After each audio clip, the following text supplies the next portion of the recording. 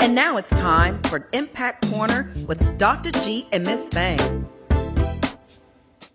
Good morning, Dr. G. Well, good morning, Miss Stephanie. How are you doing? I cannot complain. Thank you for asking. How are you this morning? I am doing wonderful. It's a beautiful day, and not in so much that the weather might be clear or the sun is up, but the fact that I can see it, I can feel it. There was a little breeze blowing through, and I know that I'm above ground and not beyond. Exactly. And that's the way to look at it, right? So, positivity. Yep. Absolutely. So again, good morning to my listening audience. You know, I'm surely hopeful that after today's session, you'll feel charged to continue despite how your it may be challenging you. And so today our focus is hashtag she leads in crisis, yet she has learned how to endure. I'm actually doing my PhD in global leadership, and I came across an article written by Nancy Cohen, and I think it was like around 2020. And the article is called Leadership in Crisis.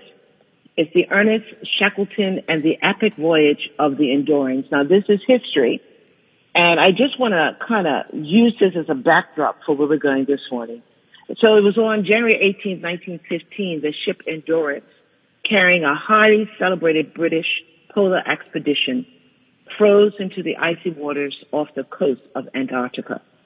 The leader of the expedition, Sir Ernest Shackleton, had planned to sail his boat to the coast through the Weddell Sea, which bounded Antarctica to the north, and then march a crew of 6 men, supported by dogs and sledges, to the Ross Sea on the opposite side of the continent. Now, deep in the southern hemisphere, it was early in the summer, and the Endurance was within sight of land, so Shackleton still had reason to anticipate reaching shore. The ice, however, was unusually thick for the ship's latitude, and an unexpected southern wind froze the ice, solid around the ship, and within hours the Endurance was completely beset, a wooden island in a sea of ice. Now, more than 8 months later, the ice still held that vessel. Instead of melting and allowing the crew to proceed on its mission, the ice, moving with ocean currents, had carried the boat over 670 miles north. As it moved, the ice slowly began to soften, and with tremendous force of distant currents, alternately broke apart the floes or the big sheets of ice. And that's wide plateaus made of thousands and thousands of tons of ice. And they pressed them back together, creating rift lines with huge piles of broken ice slabs. And for months, the wooden timbers of the Endurance, held between these floes, creaked and moaned under the immense pressure of the moving ice. It seemed only a matter of time before she would succumb, crack, and sink. On October 28, 1915, the ice meal, as the expedition photographer Frank Hurley called the floes, snapped the hull of the Endurance, and Shackleton ordered all hands to abandon ship and take refuge on the ice. Hashtag she leads in crisis, and yet we've learned how to endure. Every day as we lead, we are confronted by some sort of crisis. Work crisis, family crisis, our community in crisis, personal crisis, and sometimes it's just you and the crisis that we may have created. And like the illustration, we are in sight of land, we are in sight of the goal, and with anticipation of reaching that goal. But somehow we experience a southern wind, and we become frozen in our situation. And sometimes it can be months before the ice begins to melt, so that we can once again persevere to reach the intended goal. Yet the more we struggle, the tighter the grip of the ice. The ice, situations that require some means of coaching, and we think we have it, but it's not working. The ice is choking, it's squeezing us, and the tension almost unbearable. And we endure that obstacle only to fall into another crisis. And then we require more coaching, someone or a thing to help us through it. As we lead, we must recognize that the crisis, again, helps to form our character.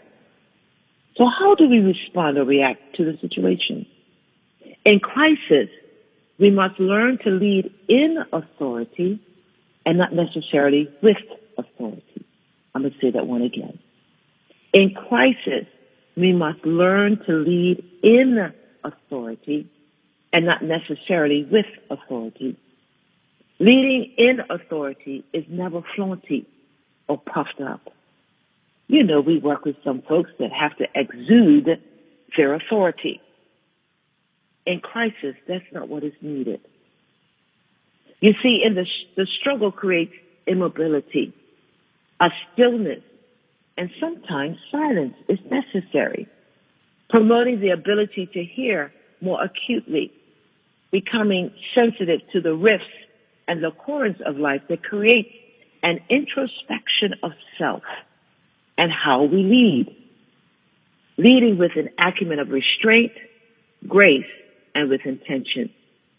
The captain in this illustration, Sir Ernest Shackleton, began the expedition with the expectation to achieve the goal, yet even in their current state, the goal never shifted, but the means to achieve it did. Hashtag she leads, and when she does, she must have her eye fixated on the goal, yet realizes that whatever her achievement, it cannot be achieved alone. She must help others to lead.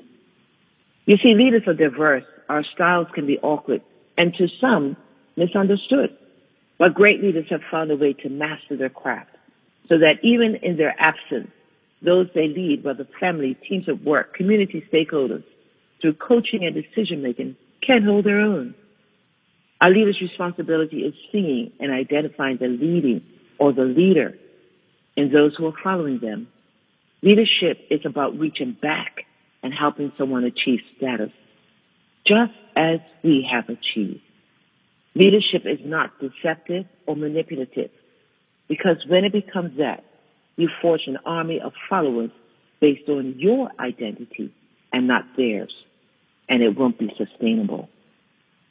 As stated before, hashtag she leads, and when she does, she must have her eye fixated on the goal, and she realizes that whatever her achievement, it cannot be achieved alone. She must help others to lead. And sometimes having to stop, readjust personal rhythm to help someone else can create these wide plateaus, let's say, made of thousands of tons of ice, or less, at least it feels that way. But she also realizes that the pressure behind the plateau is what will develop her into a phenomenal leader. Who then is this phenomenal leader? What attributes does she carry that creates a riptide of influence? Well, Ms. Stephanie, a few years ago, I had to speak at an International Women's Day celebration, and I'd like to share with a hope to answer the two questions posed. So I want to leave you with these thoughts. It's something I wrote. Who is a phenomenal woman in leadership? She is not solely defined by her ethnicity, her gender, or by her tapestry of worth, but by the attribute that directs her character, and that is grace. Grace is defined as elegance, stylishness, poise, finesse, charm, gracefulness, dexterity, and dignity. Therefore, a woman in leadership who can exude strength, enhance confidence, stabilize all interactions, a woman who can showcase her tapestry, all of her individuality and her essence, is a phenomenal woman that leads with grace. A woman in leadership who leads with grace understands her worth, but does not need to either conform to or manipulate, cause, or compare herself with others. A woman in leadership who leads with grace embraces her femininity when she can be forced to be assertive and even aggressive in order to be heard. A woman that leads with grace can look herself in the mirror and accept all of her flaws, mistakes, shortcomings expressed by others, and still see beauty, accuracy, and efficiency. A woman that leads with grace can simply see herself again, first as woman and then as leader, for it requires intense balance to be both. A woman who demonstrates such attributes is also capable to lead in and through crisis. And as she is viewed by others, will create a riptide, a strong current of influence. So to every leader listening this morning, hashtag she leads. You have everything it takes to be a phenomenal leader. Yet sometimes we don't recognize that characteristic. Well, one thing for sure, our character is redefined, reestablished because of the pressure of crisis we face every day.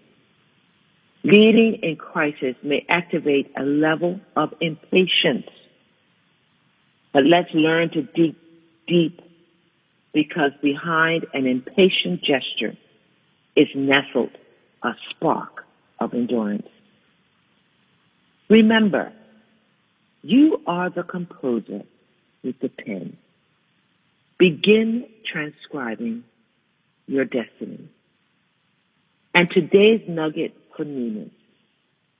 In crisis, we must learn to lead in authority and not necessarily with authority. Leading in authority is never flaunty or puffed up. So follow me on my SMs. There's postings will appear and how you can be a part of the movement. We're really, really close, ladies and gents, of how you can tap into these previous postings. Hashtag help her lead or hashtag she leads with strength, heart, and excellence. My Facebook at Godwin International, Twitter at Godwin INTL, email info at godwininternational.org, LinkedIn, Georgette Prime Godwin. So I know I'm a little under this morning. So Miss Stephanie, I'm going to throw it back at you. Yes, well, I just want to say thank you, Dr. G, because everything you said today definitely resonated, first of all. And, it's very powerful. Even how the story that you gave in the beginning, right, with the ice and the ship and stuff, and just how you can endure certain things and you don't even realize you can, but you just have to, because things are going to happen. And when things happen, you just to stay strong. Sometimes we have to sit back, look at it, create the calm, the peace within the storm ourselves in our minds, and just by being more patient and looking at our situations in a whole different light. Sometimes we have to look at it from a whole different point of view, stand above it or look down and say, you know what, this time too shall pass. And I can handle it. Well, you said something very powerful just now. You said we have, and I'm going to paraphrase a little bit, but we have the power to create the calm. Yes. And so that means even if it throws us a loop, maybe it get impatient. My daughter tells me I'm impatient, mommy. My patience, they're good, but they're short. Right. And but in the midst of that pressure, it can feel overwhelming. But something about the way we've been created. God created us so different from men. We have this innate ability to endure, even though we can't put a name on it. It knocked us down yesterday, but somehow we find the strength to get up today and persevere one more time. Yes. When most times, most guys, like I'll use my husband, my late husband for an example, he got sick, the whole world fell apart, you can't do nothing, but let us get sick. We still got to take care of the children, the house, the husband, and then even clump up the steps, because my house is a 2-story. Yep. Lay down for a few minutes and think, oh my goodness, I didn't get a chance to get something to eat. I got to clump back down the steps. We just know how to work within the confines of that pressure. And so, ladies and gents, that doesn't mean, gents, that's an escape route to allow us to just kind of wing it. Yeah. Be the support, but for us, hashtag she leads. We do lead with strength, heart, and with excellence, and our excellence is measured differently, and because we are different people. So don't try to measure your excellence with Miss Stephanie or your excellence with Dr. G. Look in the mirror and see yourself. Now, if you're at a place that you want to improve, you can reach out to me. I am a life coach. Reach out to me. I'll be glad to assist you. I don't always have to charge if it's something that I can coach you through. So again, you can reach me at info@galvaninternational.org. You can reach me on any one of my social media platforms. If your pursuit is seemingly beyond, as Ms. Stephanie said, finding that calm in the midst of your storm. So with that, be intentional. Remember, you are the composer with the pen. Begin transcribing your destiny. Be impactful today. And that's my message for you. Thank you, Dr. G. Very impactful, very powerful message, very inspiring. Thank you for that today. You're most welcome. Have a wonderful day. You as well. Enjoy the rest of yours.